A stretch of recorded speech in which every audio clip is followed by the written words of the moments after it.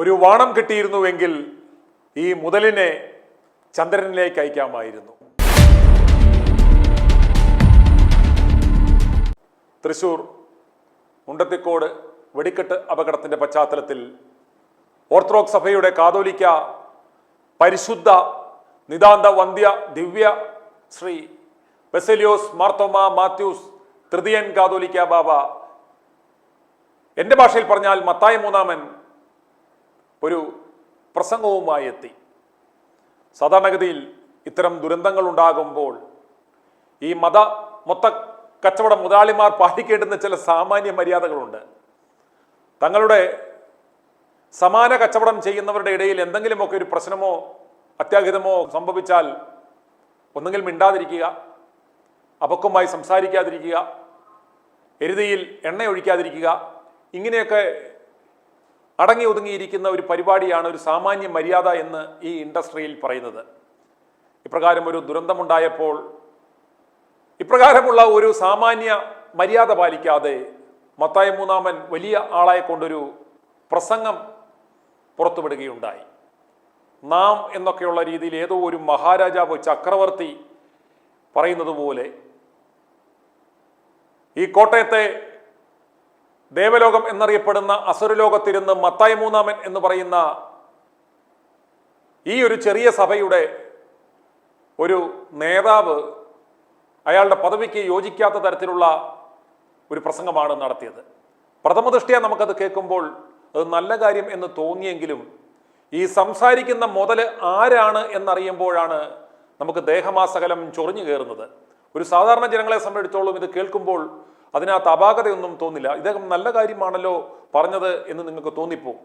പക്ഷേ ഐറ്റ്വേ ന്യൂസ് ഇക്കാര്യം പറയുന്നത് ഈ മത്തായി മൂന്നാമൻ ആരാണെന്നും ഇയാളുടെ ഇൻ ആൻഡ് ഔട്ട് എന്താണെന്നും ഇയാൾ ഏത് മുതലാണെന്നും കൃത്യമായി തെളിവുകളോടെ സംസാരിക്കുവാൻ ഞങ്ങൾക്ക് പറ്റുന്നത് കൊണ്ടും ഈ സമുദായത്തിൽ ജനിച്ച ആളായതുകൊണ്ടുമാണ് എനിക്ക് കൃത്യമായി ഇതിനെക്കുറിച്ച് പറയുവാൻ സാധിക്കുന്നത്.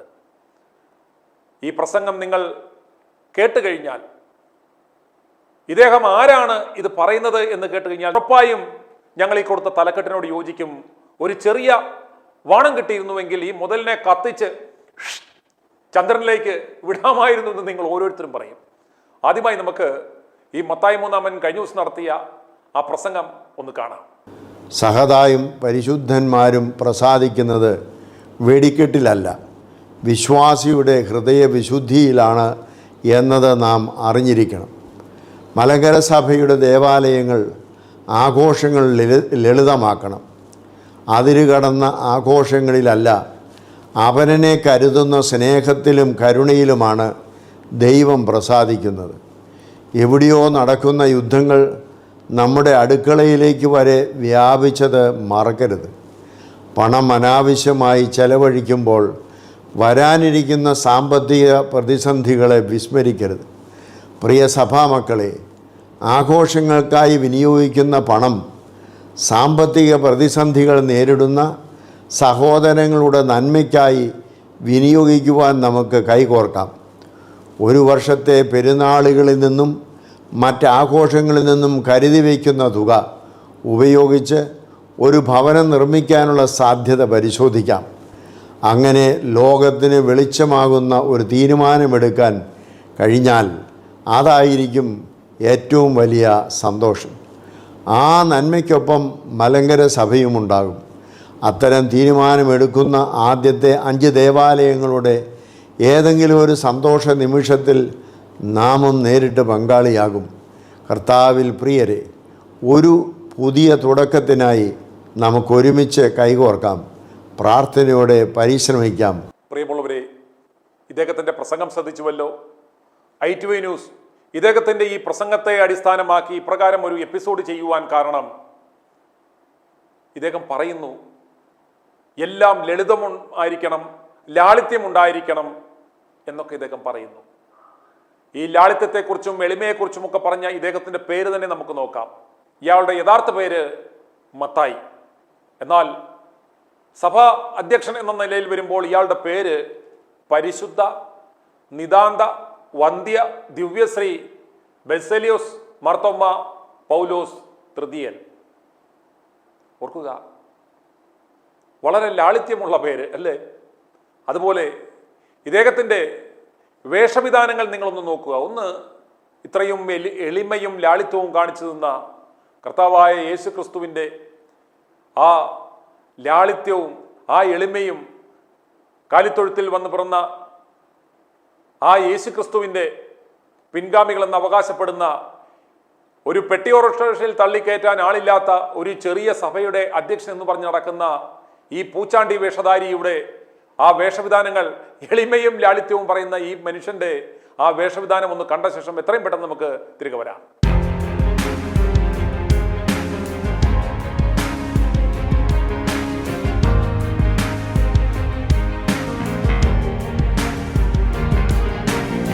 കണ്ടല്ലോ, ലാളിത്യമുള്ള ആ വസ്ത്രധാരം കണ്ടല്ലോ. ഈ ലോകത്തിൽ മനുഷ്യനായി പിറന്ന ഏതെങ്കിലും ഒരുത്തൻ ഇട്ടുകൊണ്ട് കിടക്കുന്ന ഒരു വേഷമാണോ ഇത്? കണ്ടാൽ കൊച്ചുകുട്ടികളെങ്ങാനും കണ്ടാൽ പേടിച്ചു പോകില്ലേ? ഇത്രയും ബീഭത്സമായ, ഭീകരമായ, പ്രാകൃതമായ, പൈശാചികമായ, ആഡംബരപൂർണമായ വേഷവും ധരിച്ചുകൊണ്ട് കഴുത്തിൽ 3 മാലയും കെട്ടിഞ്ഞാത്തി എത്ര ഡ്രസ്സാന്ന് ഇയാൾക്ക് പോലും അതുപോലെ പഴയ കഥകളിക്കാരിട്ടുകൊണ്ട് പോകുന്ന ഈ വേഷവും കെട്ടി അംശവടിയും പിടിച്ച് നടക്കുന്ന ഈ മനുഷ്യനാണ് ലാളിത്യത്തെക്കുറിച്ച് പറയുന്നത് എന്ന് നിങ്ങൾ ഓർക്കണം. അതുപോലെ ഇയാൾ സഭാധ്യക്ഷനായപ്പോൾ നടത്തിയ പ്രസംഗത്തിൽ പറഞ്ഞു, എൻ്റെ അപ്പൻ ഒരു കാളവണ്ടിക്കാരനായിരുന്നു, അമ്മ അടുത്ത വീടുകളിൽ പാത്രം കഴുകാൻ പോയാണ് ഞങ്ങളെയൊക്കെ വളർത്തിയത്, അത്രയും ദാരിദ്ര്യം പിടിച്ച ഒരു ചുറ്റുപാടിൽ നിന്നാണ് ഞാൻ വന്നത് എന്ന് ഇയാൾ പറഞ്ഞു. അന്ന് എല്ലാവരും കരുതി ഇത്രയും ലാളിത്യമുള്ള ഒരു ചെറിയ കുടുംബത്തിൽ നിന്നും വന്ന ഒരു മനുഷ്യന് ആ എളിമയും ലാളിത്യവും ഒക്കെ ഉണ്ടാകുമെന്ന് കരുതി. എന്നാൽ നമ്മൾ പിന്നീട് കണ്ടതെന്താണ്? പൗലോസ് ദിയൻ കാതോലിക്ക ബാവയുടെ മേഴ്സറസ് ബെൻസ് കാറ്, ആ പഴയ ബെൻസ് എനിക്ക് വേണ്ട എന്ന് പറഞ്ഞ് ഈ മനുഷ്യൻ ആ ബെൻസ് വിറ്റു. അന്ന് ഇയാളുടെ കയ്യിലൊരു കാമറിയായിരുന്നു വണ്ടി ഉണ്ടായിരുന്നത്. ആ കാമറി വിറ്റ് വളരെ ആഡംബരപൂർവമായ ഒരു ലെക്സസ് കാർ എടുത്തു. ആ ലെക്സസ് കൂടാതെ ഇപ്പോൾ ടൊയോട്ട വെൽഫെയർ പേഴ്സണലൈസ്ഡ് ഒരു വെർഷൻ, അത്യാഡംബരപൂർവമായ ഒരു കാറ് അദ്ദേഹം മേടിച്ചു. ഈ എളിമയും ലാളിത്യവും പ്രസംഗിക്കുന്ന ഇയാൾ ആ വെൽഫെയർ കാറിൽ വന്ന് പ്രജകളെ, ആടുകളെ കാണുവാൻ ആ പഴയ കാളവണ്ടിക്കാരൻ്റെ മോൻ വരുന്നതൊന്നും നമുക്കൊന്ന് കാണാം.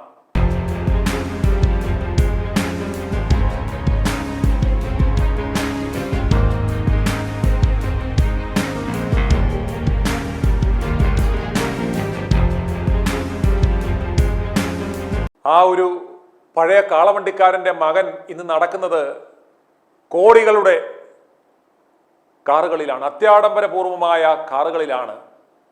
ഇത്തരം ആഡംബരവും കാണിച്ച് നടക്കുന്ന ഈ മനുഷ്യനാണ് എളിമയെക്കുറിച്ചും ലാളിത്യത്തെക്കുറിച്ചും പറയുന്നത്.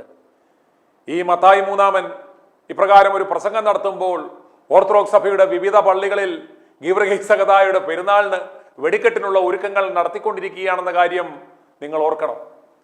പുതുപ്പള്ളി പള്ളിയിൽ ഇതുപോലെ തന്നെ കഥനകൾ നിറച്ചുകൊണ്ടിരിക്കുന്നു. അതുപോലെ പല പള്ളികളിലും വെടിക്കെട്ടടക്കം ആഡംബരപൂർവമായ, ആഘോഷപൂർവമായ ഒരുക്കങ്ങൾ നടന്നുകൊണ്ടിരിക്കുന്നു.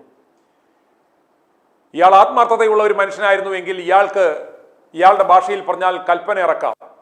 ഓർത്തഡോക്സ് സഭയുടെ ഒരൊറ്റ പള്ളികളിലും ഇനി മുതൽ ആഡംബരപൂർവമായ പെരുന്നാളുകൾ നടത്താൻ പാടില്ല, വാദ്യാഘോഷങ്ങൾ നടത്താൻ പാടില്ല, കലാപരിപാടികൾ നടത്താൻ പാടില്ല, കരിമരുന്ന് പ്രകടനങ്ങൾ നടത്താൻ പാടില്ല എന്ന് ഇയാൾക്ക് വേണമെങ്കിൽ ഒരു സർക്കുലർ അയക്കാം. അതിനെ ഞങ്ങളുടെ മുണ്ണക്കുഞ്ഞുങ്ങളുടെ ഭാഷയിൽ പറഞ്ഞാൽ കൽപ്പന എന്നാണ് പറയുന്നത്. വേണേൽ കൽപ്പന അയക്കാം, അങ്ങനെ ഇതിനെ സഭയിൽ നിരോധിക്കാം. പക്ഷേ അതിനുള്ള ആംബിയർ ഈ മത്തായി മൂന്നാമൻ ഇല്ല. കാരണം അപ്രകാരം സ്വന്തം സഭയിൽ പറഞ്ഞാൽ ഇയാളെ ഞാൻ തലക്കെട്ടിൽ പറഞ്ഞതുപോലെ വാണത്തിൽ കയറ്റി കത്തിച്ച് ചന്ദ്രനിലേക്ക് ഈ സഭയിലെ ജനങ്ങൾ അയക്കും. അത് നന്നായി അറിയാവുന്നത് കൊണ്ടാണ് ഈ കാറ്റിനൊത്ത് തൂറ്റുക എന്ന് പറഞ്ഞതുപോലെ കിട്ടിയ അവസരം ഒരു PR വാല്യൂ ഉള്ളത് കൊണ്ട് അത് മുതലാക്കാൻ വേണ്ടി നടത്തിയ ഒരു വായ്ത്താരി മാത്രമാണ് ഇത് എന്ന് നിങ്ങൾ മനസ്സിലാക്കണം. ഈ മനുഷ്യനാണ് ഒരു കള്ളനെയും കവർച്ചക്കാരനെയും പോലെ സഭയുടെ പിൻവാതിലിലൂടെ സഭയുടെ ഭരണഘടനയെ അട്ടിമറിച്ച് വന്ന ഒരു കള്ളനാണ് എന്ന് വർഷങ്ങളായി ഞങ്ങൾ പറഞ്ഞുകൊണ്ടിരിക്കുകയാണ്. പെണ്ണുപിടിയന്മാരായ മെത്രാന്മാരുടെ CD കൈക്കലാക്കി അവരെ ബ്ലാക്ക്മെയിൽ ചെയ്ത് സിനഡെന്ന് പറയുന്ന ഈ മെത്രാന്മാരുടെ വട്ടമേശ സമ്മേളനത്തിൽ വെച്ച് നടത്തിയ കുലുക്കിക്കുത്തിൽ ഇയാളുടെ പേര് നിരക്ക് വീഴുകയും അങ്ങനെ പെണ്ണുപിടിയന്മാരായ മെത്രാന്മാരെ ബ്ലാക്ക്മെയിൽ ചെയ്താണ് ഇയാൾ ഈ പദത്തിലേക്ക് വന്നത് എന്ന് ഞങ്ങളിതാ നാളുകളായി പറഞ്ഞുകൊണ്ടിരിക്കുകയാണ്. ഈ മത്തായിക്ക് പോലും അതിനെ എതിർക്കുവാൻ സാധ്യമല്ല. അപ്രകാരം ഒരു കള്ളനെ പോലെ പിന്നാമ്പുറത്തുകൂടെ വന്ന ഇയാൾ ആ സമയത്ത് തന്നെയാണ് സമാനതകളില്ലാത്ത ദുരന്തത്തിന് കേരളം സാക്ഷ്യം വഹിച്ചത്. 2021 ആ പ്രളയമുണ്ടായി. തൊട്ടടുത്ത പരിമലയിൽ വെച്ചാണ് ഇയാൾ സ്വയം കാതോലിക്കയായി അവരോധിതനായത്. മലങ്കര സഭ അസോസിയേഷനെയും മറ്റ് മാനേജിംഗ് കമ്മിറ്റിയെയും എല്ലാം നോക്കുകുത്തിയാക്കിയാണ് ഇയാൾ ആ പദവിയിലേക്ക് വന്നത്. അതിനെ എതിർക്കുവാൻ ശേഷിയുള്ള ആരും ഉണ്ടായിരുന്നില്ല. എതിർക്കുവാൻ ശേഷിയുണ്ടായിരുന്ന സഭയുടെ മുതിർന്ന മെത്രാപ്പോലിത്തയായിരുന്ന മാത്യൂസ് മാർ അത്താനേസ്യൂസ് എന്ന മെത്രാൻ ദുരൂഹമായ സാഹചര്യത്തിൽ കൊല്ലപ്പെട്ടു. അഹമ്മദാബാദിൽ നിന്നും ചെങ്ങന്നൂരിലേക്ക് വരുന്ന വരവെ എറണാകുളം പുല്ലേപ്പടി ജംഗ്ഷനിൽ അയാളെ ട്രെയിൽപാളത്തിൽ ട്രെയിനിൽ നിന്ന് വീണ് മരിച്ച നിലയിൽ കണ്ടെത്തി. അയാളെ ട്രെയിനിൽ നിന്ന് തള്ളിയിട്ട് കൊലപ്പെടുത്തിയതാണ് എന്ന് വ്യക്തം. ITV ന്യൂസ് നൽകിയ പരമ്പരകളുടെ അടിസ്ഥാനത്തിൽ പോലീസ് എടുത്ത കേസിൽ അത്താനോസ്യോസ് വധക്കേസിലെ 1-ാം പ്രതിയാണ് ഈ എളിമയും ലാളിത്യത്തെയും കുറിച്ച് പറയുന്ന ഈ മത്തായി മൂന്നാമൻ എന്ന യാഥാർത്ഥ്യം നിങ്ങൾ തിരിച്ചറിയണം. ആ കൊലക്കേസിലെ 1-ാം പ്രതി സ്ഥാനത്ത് FIR-ൽ പേര് വന്ന മുതലാണ് ഇരുന്ന് ഈ സംസാരിച്ചത്. അപ്രകാരം 2021 ആ പ്രളയ സമയത്ത് ചെങ്ങന്നൂരും പരിസര പ്രദേശങ്ങളും തിരുവല്ലായും എല്ലാം വെള്ളം കയറി നിരവധി ആളുകൾ മരിച്ച് അവരുടെ വീടുകളും വസ്തുവകളും എല്ലാം ഒലിച്ചുപോയ ആ സാഹചര്യത്തിൽ ഈ മത്തായി കാതോലിക്കയായ അവസരത്തിൽ ഇയാൾ ഇതുപോലെ വെടിക്കെട്ടും വെഞ്ചാമരവും ആനയും അമ്പാരിയും ഒക്കെയായി ഇയാൾ പ്രകടനം നടത്തുന്നത് കാണുക.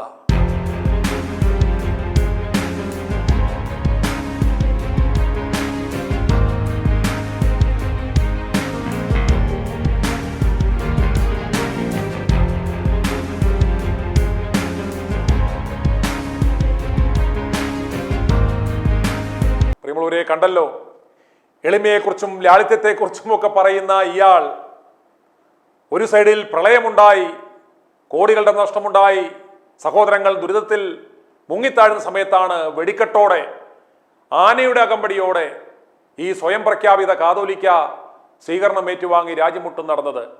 പിന്നീട് നടന്നത് ഈ മലങ്കര ഓർത്തഡോക്സ് സഭയുടെ ചരിത്രത്തിൽ ഇല്ലാത്ത വിധം ഒരു പൊട്ടന് ലോട്ടറി അടിച്ചതുപോലെ, ഒരു ഊളന് ലോട്ടറി അടിച്ചതുപോലെ ഇയാൾ ഒരു സുപ്രഭാതത്തിൽ വീണ് കിട്ടിയ ഈ സൗഭാഗ്യവുമായി ഇയാൾ ലോകമൊട്ടുക്കും ഓടി നടന്നു. ഏതാണ്ട് 2-3 കൊല്ലം ഇയാൾ ഓടി നടന്ന് സ്വീകരണം ഏറ്റുവാങ്ങുകയായിരുന്നു.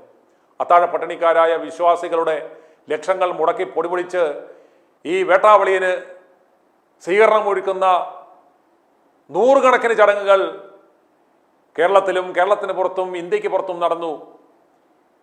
ഈ അൽപ്പനെ, ഈ സ്വയം പൊങ്ങിയെ, ഈ അഹങ്കാരത്തിന് കയ്യും കാലും വെച്ച് നടന്ന ഈ മത്തായി മൂന്നാമനെ സുഖിപ്പിക്കുവാൻ വേണ്ടി കളങ്കിതരായ വൈദികന്മാർ വിശ്വാസികളെ വിരട്ടി പല പല സ്ഥലങ്ങളിൽ ആഘോഷ പരിപാടികൾ 3 വർഷം വെച്ചു.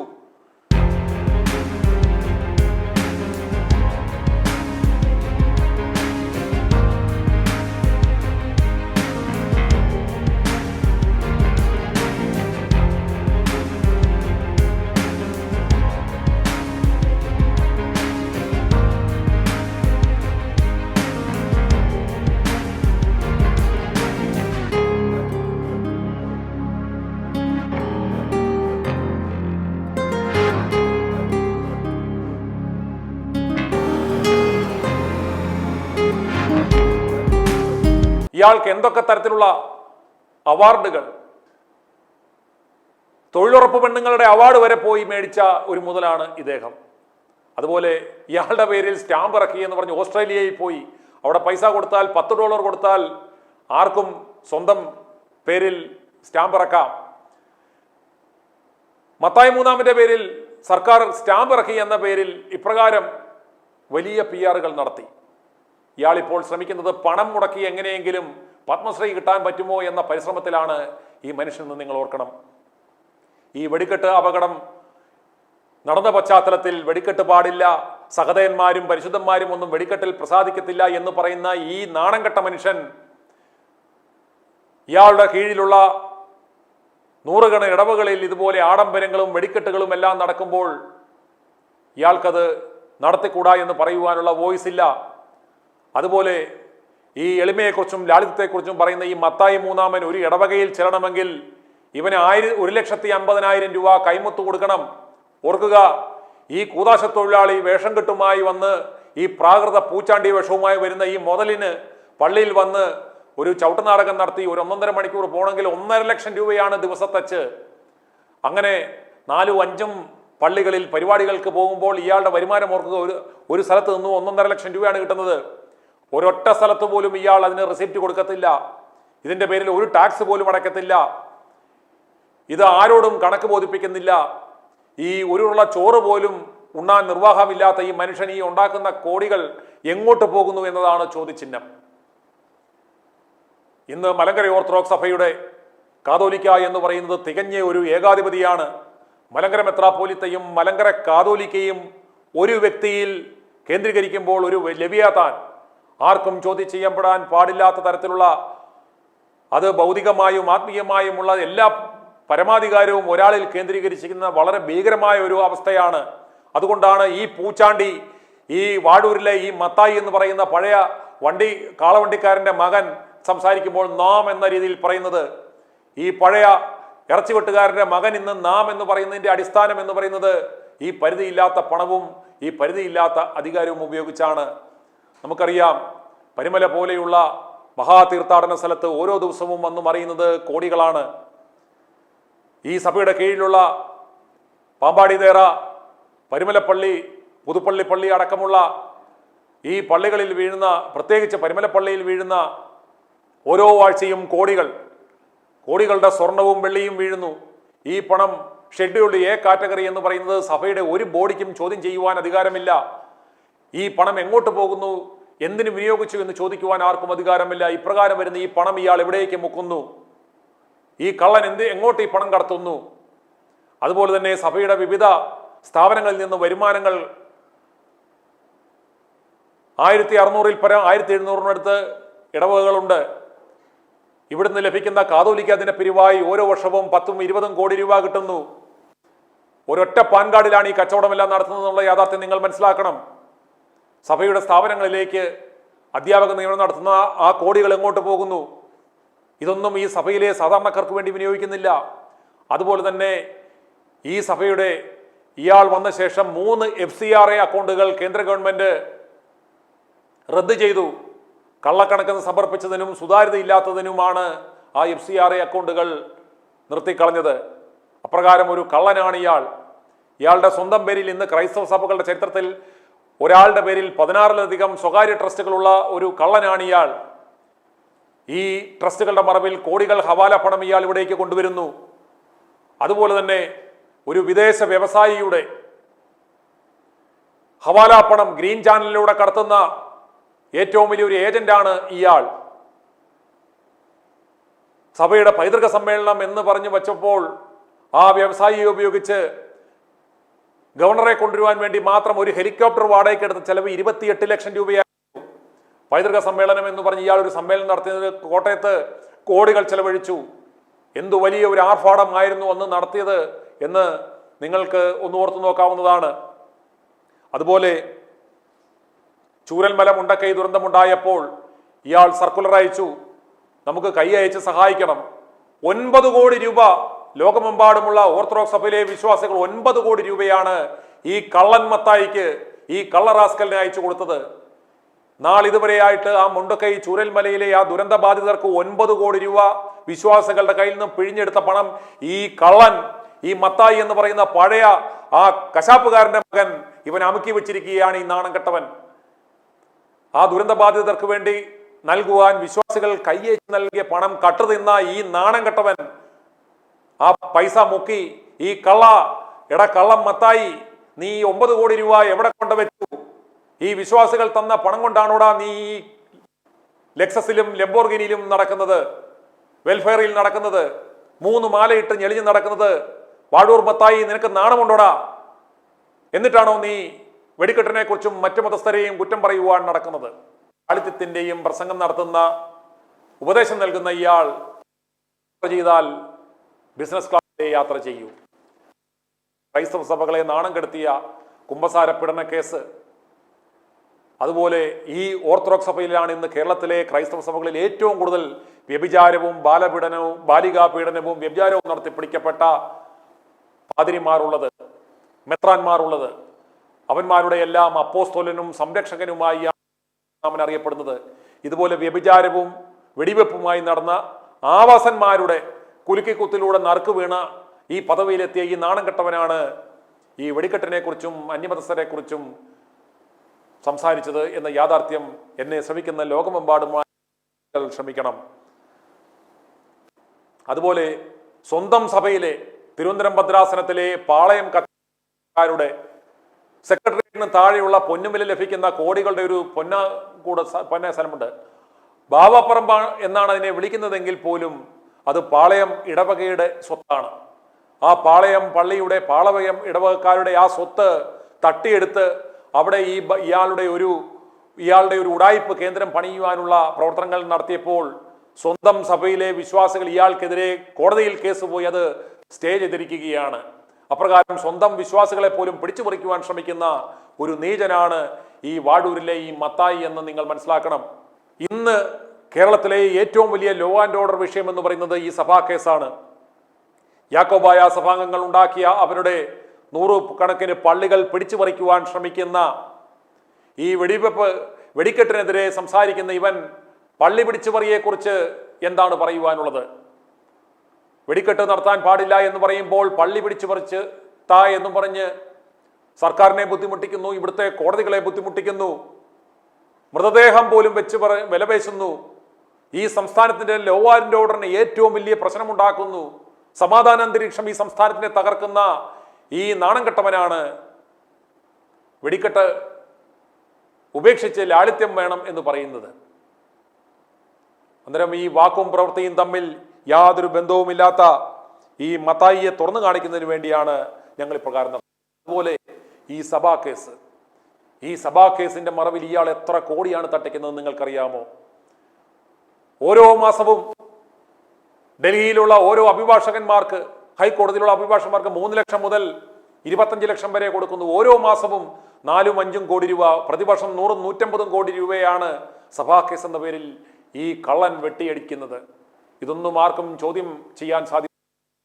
സംരക്ഷണ പദ്ധതി എന്നൊക്കെ പറഞ്ഞ് ഏതെങ്കിലും ഒരു ഉടായ്പ പദ്ധതിയുടെ മറവിൽ വിശ്വാസികളെ വഞ്ചിക്കുന്ന ഈ 100 കണക്കിന് കോടികൾ ഈ കള്ളൻ വെട്ടിക്കൊണ്ട് പോയിരിക്കുകയാണ്. ഞാൻ പറഞ്ഞല്ലോ, ഒരു ഉരുള ചോറ് പോലും ഉരുട്ടി തിന്നുവാൻ പാങ്ങില്ലാത്ത ഇവൻ ഈ കള്ളപ്പണം എങ്ങോട്ടാണ് കൊണ്ടുപോകുന്നത്? അതുപോലെ സഹോദരൻ പദ്ധതി എന്ന് പറഞ്ഞ ഒരു ഉടായ്പ പദ്ധതി ഉണ്ടാക്കി ആ പദ്ധതിയെക്കുറിച്ച് യാതൊരു സുതാര്യതയുമില്ല. ഇയാൾ ആർക്കാണ് ഈ പദ്ധതി കൊടുക്കുന്നത് എന്ന് നമുക്ക് യാതൊരു വിവരവുമില്ല. ലോകമെമ്പാടും ഈ സഹോദരൻ പദ്ധതിയുടെ പേരിൽ ഇയാൾ കോടികൾ പിരിക്കുന്നു. ഈ കള്ളൻ, ഈ വാഴൂർ മത്തായി എന്ന് പറയുന്ന ഈ കാട്ടുകള്ളൻ ഈ പണവുമായി എങ്ങോട്ടാണ് പോകുന്നത്? അത് ചോദിക്കുവാനുള്ള ഒരു ധൈര്യം ഒരു മൊണ്ണ വിശ്വാസികളും ഓർത്തഡോക്സ് സഭയിലില്ല. അതുപോലെ തന്നെ ഈ ചെറിയ സഭയിൽ ഇന്ന് തന്നെ 10-32 മെത്രാപ്പോലിത്തന്മാരുണ്ട്. അതിൽ നല്ല ശതമാനവും വ്യഭിചാരികളും ആവാസന്മാരുമാണ്. ഇതിലൊരു മെത്രാനെ, ഞാൻ ഒരു സ്വവർഗാനുരാഗിയായ ഒരു മെത്രാനെ, ഞാനൊരു അത്തരം ആളുകളെ വിളിക്കുന്ന ഒരു പേര് വിളിച്ചപ്പോൾ ഇവൻ എനിക്കെതിരെ Kottayam first class judicial magistrate കോടതിയിൽ കൊണ്ട് കേസ് കൊടുത്തു. എന്നെ അങ്ങ് ഒലത്തുവ നിയമം പ്രഖ്യാപിച്ചു. എന്നിട്ട് എന്തായി? കോടതിയിൽ ഞങ്ങൾ ഇവനെ പൊളിക്കും, ഇവന്റെ പൃഷ്ഠതാടനമേറ്റ ഇരകളെ ഞങ്ങൾ കോടതിയിൽ കൊണ്ടുവരുമെന്ന് കണ്ടപ്പോൾ ഈ നാണം കെട്ടവൻ ദിയസ്കോറോസ് എന്ന് പറയുന്ന കോട്ടയം ഭദ്രാസനത്തിന്റെ മെത്രാപ്പോലീത്ത, അടുത്ത നിയുക്തനാകാൻ കോട്ടും തയ്ച്ചിരിക്കുന്നവൻ, ആ സുവർഗ പീഡകൻ പേടിച്ച് കോടതിയിൽ വന്നില്ല. ഇതുപോലെയുള്ള എത്രയോ എണ്ണം. ഇടുക്കി ഭദ്രാസനം വ്യഭിചാരശാലയാക്കി മാറ്റിയ ഒരു വട്ടുപിടിച്ച മെത്രാനുണ്ട്. യാതൊരു കാരണവശാലും അയാളെ മുറിയിൽ പൂട്ടിയിടണം, പുറത്തിറക്കരുതെന്ന് പറഞ്ഞ ആ പൗലോസിന്റെ വാക്കിന് പുല്ലുവില കൊടുത്ത അയാളെ ഇപ്പോൾ അഴിച്ചുവിട്ടിരിക്കുകയാണ്. ഇതൊന്നും പോരാഞ്ഞിട്ട് ഇപ്പോൾ ഇതാ 4 ആവാസന്മാരെ പുതിയ മെത്രാന്മാരായി വാഴിക്കാൻ പോവുകയാണ്. അവന്മാരുടെ ചരിത്രം ഞങ്ങൾ അടുത്ത ദിവസം മുതൽ കൊടുക്കും. പരിമലപ്പള്ളിയിൽ പീഡനം നടത്തി അമേരിക്കയിലേക്ക് നാട് കടത്തിയ ഒരു ഞരമ്പ് രോഗി, ഒരു ആഭാസൻ, അവനെ പോലും മെത്രാനാക്കാനായിട്ട് ശ്രമിക്കുകയാണ്. അവൻ്റെയൊക്കെ കഥകൾ വരും ദിവസങ്ങളിൽ. അതുപോലെ മലങ്കര അസോസിയേഷൻ വെച്ച് കോടികൾ മുടക്കി, അതായത് ഭാരവാഹികളുടെ കാലാവധി 5 വർഷം പൂർത്തിയായിരിക്കെ വീണ്ടും അടുത്ത ഭാരവാഹികളെ മലങ്കര അസോസിയേഷൻ നിന്നും കൂടണമെന്നിരിക്കെ, വരുന്ന മാർച്ചിൽ നടക്കണമെന്നിരിക്കെ, ഇപ്പോൾ ഇതാ അതിനു മുമ്പ് കോടികൾ മുടക്കി 4 മെത്രാപ്പോലിത്തന്മാരെ വാഴിക്കുവാൻ വേണ്ടി ഈ കള്ളൻ ഇവന്റെ ശിങ്കിടികളുടെ കയ്യിൽ നിന്ന് കോടികൾ വാങ്ങി മെത്രന്മാരാക്കാനുള്ള ഒരു പരിപാടി നടത്താൻ പോവുകയാണ്. അതിന്റെ എല്ലാ വിശദമായ വാർത്തകൾ നിങ്ങൾക്ക് വരും ദിവസങ്ങളിൽ i2 ന്യൂസിലൂടെ കാണാം.